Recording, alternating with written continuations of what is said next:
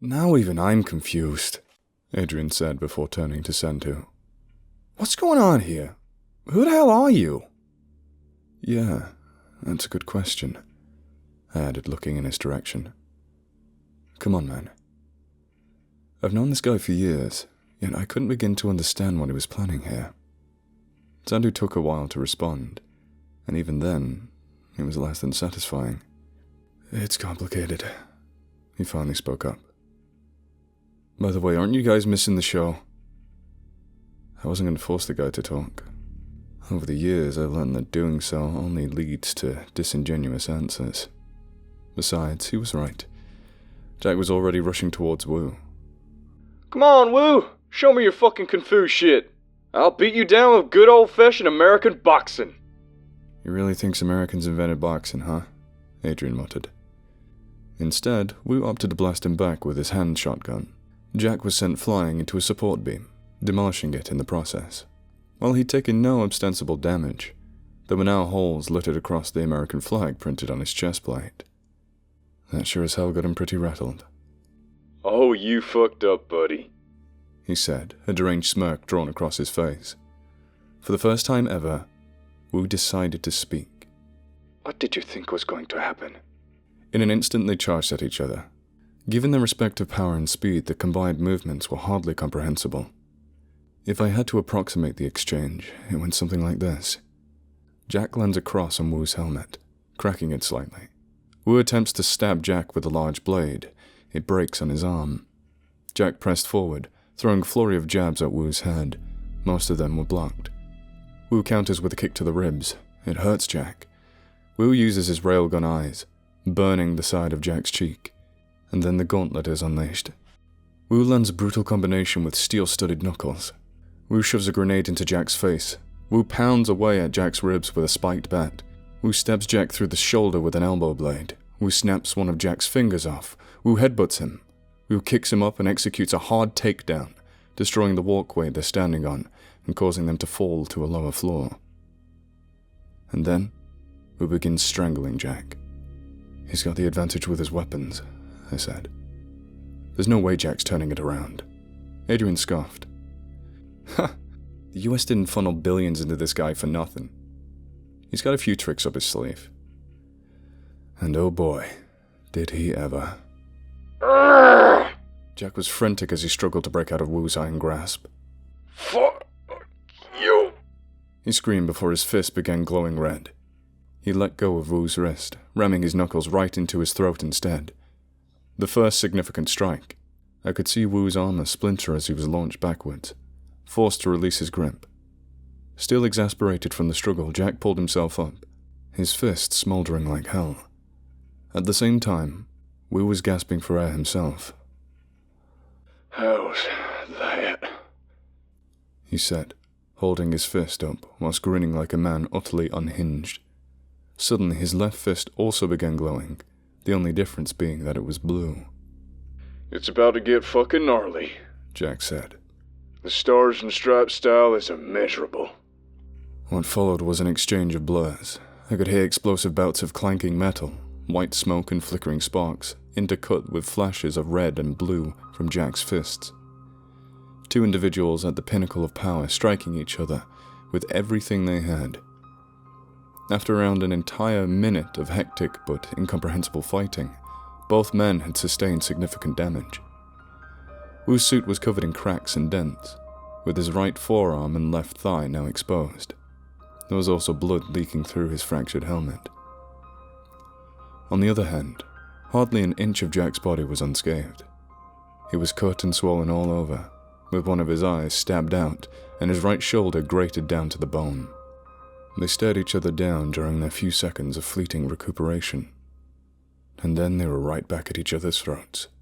Wu attempted to blast Jack in the face with his palm cannon, but the American managed to weave underneath the shot, throwing both fists into Wu's chest, causing his suit to shatter completely at that particular spot. His vitals were now exposed. Jack knew what kind of opportunity he'd just created, indicative by his wicked grin on his face. In a matter of milliseconds, Jack pulled back one of his fists and struck Wu directly. Without his armor protecting him, that blow must have liquidized his insides. In any case, That's what I got from his reaction. In an instant, he collapsed in pain, before being tossed over the rails onto an even lower floor. As he clutched his side in excruciation on the ground, Jack leapt down and stomped on his helmet, finally shattering that as well. He'd accomplished something that even the most sophisticated of weaponry wouldn't have been able to. In a desperation move, Wu pulled out his shotgun and began spraying it upwards, forcing Jack to retreat. Feeling pain that must have eclipsed the boundaries of unbearable, he pulled himself up, finally revealing his cut-to-hell visage through his broken helmet. You're just a regular person under all that suit, eh? Jack said, panting. How comical. You, too, before the experiment. Jack scoffed. Is that what you think? That I'm just like you, a regular fucking guy? Yes. We weren't born special. Jack shook his head. Why does that matter? Look, I'll give you one thing. You're strong. Hell, you even gave me a bit of a hard time. But your attitude is fucking bullshit. Wu had trouble responding to that. Sure, we're not born special. But we've changed ourselves, clawed our way up to the top. He paused for a moment. No, you're not just a regular guy underneath that suit after all. And I wasn't just another fuck in the crowd before the experiment. They just don't choose any random asshole, you know? There are these things we've accomplished ourselves. Things that nobody else could do. Why don't you fucking understand that?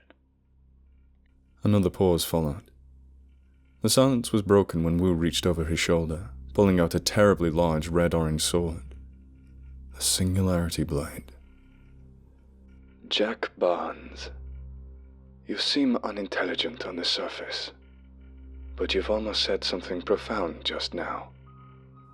Jack smirked at the pseudo-compliment. You're strong as well. I'll show you my respect by cutting you down with my ultimate weapon. I'm touched. I guess I'll have to show you the same courtesy.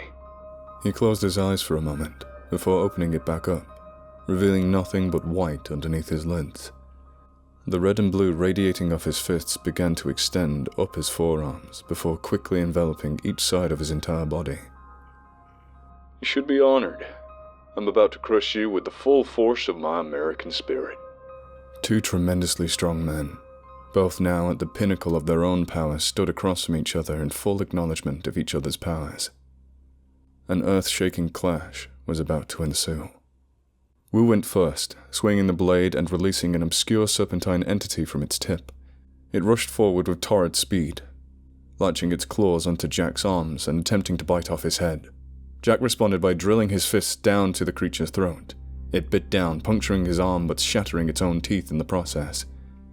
Jack and the creature fought brutally and relentlessly, with the latter seemingly growing in size as the battle endured. However, Wu himself was standing still. What's he doing? Why isn't he going after him? I thought out loud. He can't, Adrian responded. Look closely at him. It took me a second, but I understood. The punch that Wu had taken to the chest had essentially put him out of commission. In fact, at that moment, he was struggling to even stand up. He was relying on the singularity creature to get the job done. After some minutes, the beast had grown to an ungodly size, resembling some kind of colossal ghoul-like dragon. It bit down on Jack's arm once again, taking it clean off this time. Jack shrieked in endurance-fueled pain, headbutting one of the dragon's eyes out in response. It roared in pain as it whirled backwards, utterly annihilating its surroundings. It even took out a few cameras. Jack took the opportunity to reel in the frantic beast, jumping on its head and bashing away. Despite having half its face caved in, the dragon still managed to fling him into the wall, ramming what remained of its head into his torso moments later. A wave of blood burst from Jack's mouth before his lips curled back into a sadistic, unrelenting grin. He punched the creature's remaining eyes out, before getting on top of it and rendering the rest of its head into a ghostly mush with nothing but his remaining fist. Just like that, the battle was over. As the dragon died, the blade shattered with it. Jack leapt down, back in front of Wu. He half chuckled, half groaned as he limped towards him. Lost an arm. Lost an eye. You really put me through the gauntlet, eh? Wu's expression was stone for a while, but it eventually turned to a grin. No malice behind it. He was simply acknowledging the interminable fighting spirit that Jack had put on display. Well, looks like my fate has been sealed. Jack reciprocated the grin, breathing heavy through his teeth. Gotta say, you weren't a pushover. But in the end, America always wins. He finished Wu off with a quick strike to the head. As the mechanical menace dropped, Jack's body stopped glowing, and he began to stagger away, his movement strained and delirious. In any case, he didn't make it too far. He dropped about 10 paces away from Wu. That was fun, he muttered, slowly drifting off into the darkness. Even in death, his grin didn't waver. Fucking hell. Did they both have to die? Well, let's see if one of these other weirdos can make it out alive. I'd been so invested that I'd nearly forgot that the other fight was going on. I turned my head, watching as Kente effortlessly strangled Senju. I killed your master with 3 strikes, and you're even weaker than him. Your effort is an insult. I'm going fucking kill. Kente struck the side of Senju's jaw and slammed his neck into the ground, interrupting his sentence. I guess we'll never know what he was about to say. A real mystery there. But despite the overwhelming power gap, Senju kept rushing back at him, only to get abruptly beaten down every single time. Fuck! He shouted in frustration after taking another punch to the chest. Stop evading justice. Your time's done. But then an unexpected figure arrived on the scene. Hugo rushed into the frame, directing his own rush of blows at Kente. However, he reacted to them in the same way the regular man would have reacted to a mosquito bite. Hugo was subsequently knocked back, without much explicit effort from Kente's part. His scars were glowing like hell as he pulled himself back up, his eyes pursed with piercing fury. Why is he so pissed off, I thought to myself. Kale arrived moments later, yelling after Hugo. What the hell are you doing? I know you're crazy, but what the fuck? He's the one that killed my mentor. The last good man on this earth, destroyed by the same evils he attempted to help. But he was foolish. There can only be one response to sin in this world. This fucking asshole killed my master as well, Senju said, turning to Hugo. Let's bury him. Hugo sighed, clearly not excited at this prospective ally. Man, Kale said, staring up at Kente. This isn't fun anymore. All 3 of them tried attacking at once. No luck. Kente tanked each blow before striking each of them down in rapid succession. He grabbed Kale by the neck before tossing him at Senju, sending both of them crashing into the wall. Shit! Kale yelled as he struggled to pull himself up. Yo, priest, what level of detachment are you at? 99%. Damn. Kale muttered, looking up at the steadily but menacingly approaching Kente. We're so fucked. Not necessarily. I'm about 10 times stronger at 100% than I am at 99. I'm not sure the math checks out there, Kale said before taking another strike to the stomach. No matter. One of the biggest evils stands before us. Every measure must be taken. You're gonna fucking die! Being kept on his toes by repeated blows from Kente, Hugo's eyes flickered a deep red, almost like a literal fire was behind them. We're going to die regardless. Kente turned away from Kale and turned to Hugo. He squinted. Now I remember you. Hugo threw a cross so hard that it seemed to split the air molecules in its path. Despite managing to block it, Kente was still blasted backwards, skipping to a stop. He held his arm up, which had been badly mangled from the blow. He sneered at Hugo, his eyes growing crazier with every second that passed. Evil must be eliminated. You're in no position to make that call. They bolted at each other. The 2 traded blows, with Hugo slowly but surely overwhelming Kente. Kale could only watch in awe. Senju, on the other hand. fucking kick his ass! But the more damage that Kente took, the more wild he seemed to get. Hugo landed a 1-2 on his jaw and temple, drawing blood from his head, before finishing the combination by drilling a knee into his liver, nearly causing Kente to buckle over on the spot. Why did you kill him? Hugo spat at Kente between strikes. He was the last chance at salvation this disgusting world had! Now bruised, bloody and battered, Kente dropped on one knee. Hugo stepped in for the finishing blow. Or what I thought was going to be the finishing blow. Kente managed to catch the strike, surprising just about everybody watching. His forehead veins bulged as he looked at Hugo, his face twisted in an inconceivable expression of determined wrath. I killed him because he stood in the way of justice. In a split second, Hugo was knocked backwards, having his chest completely caved in. What? He wheezed out as he bent over, trying to funnel air into his lungs. He's stronger. Be careful. Kente picked him up and judo slammed him over the rail just before he could get his sentence out. I've never cringed so hard as I did whilst watching his spine get simultaneously bent into the worst possible shape. Hugo! Kale yelled, charging at Kente. A valiant but fruitless effort. He was picked up and brutally ragdolled into several walls and floors. Kente finished the brutal display by jamming his back into the wall. Kale crumpled like a pancake, with every bone in his body just about broken. Recovering from that was going to be a tall order. Fuck. He sputtered out, unable to make another move. Suddenly, Senju was back on his own, heavily injured and looking far less confident than he was before. "We can't let him win," Senju said, his expression a combination of frightened and resolute. "Oh, you're not watching the kid anymore? What a surprise," Adrian said. I shook my head. I mean, what the hell are we supposed to do? Instead of answering my question, he just brushed by me, before abruptly sprinting out of the door. "What the hell, man?" I called after him. No use. He was already gone.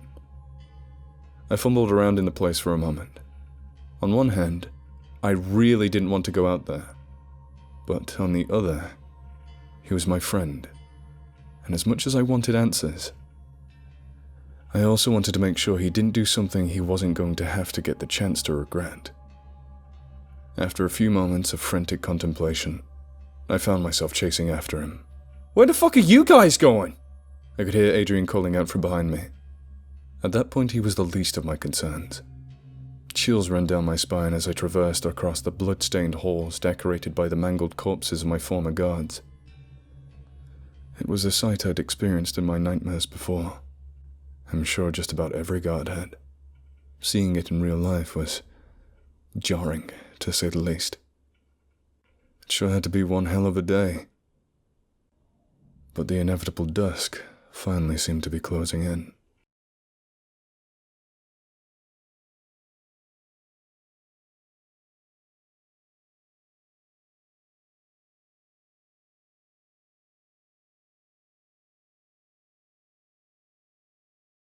If you like this video, please consider subscribing. And if you're an animal lover like me, please consider donating to the World Land Trust, a charity that aims to help wildlife through buying land, preventing development, and helping endangered species.